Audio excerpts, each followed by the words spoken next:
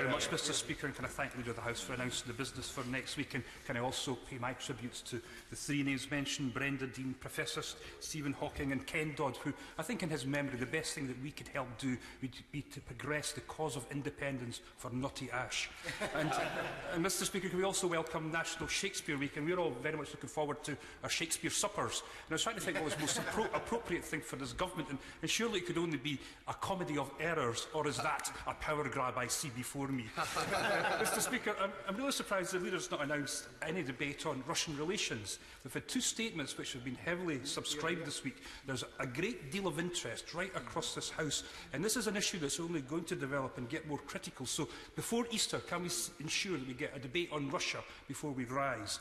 And Mr Speaker, tomorrow's a first. We've got two consecutive Scottish National Party Members of Parliament's Private Members Bill, and the names of my honourable friends from Innielligan and Yar and Glasgow South, particularly good and worthy private members' bills on uniting refugee families and ending the practice of unpaid internships. So can the Leader do all she can to ensure that there's none of the usual awful, disruptive parliamentary practices that characterise so much of private members' days? This is stuff that our constituents absolutely loathe, and they want to see these bills progress. And can we have a proper debate about English votes for English laws? Now, I think everybody in this House knows that this is an appalling, divisive measure that socially balkanises this House based on nationality. But I think there's still people in this House who are still confused about how it applies to them.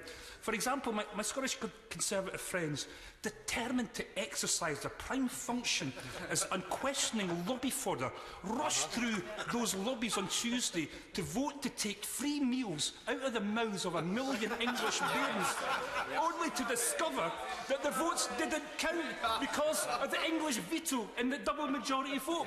The Scottish Tory dafties turned up to have their votes discounted in person.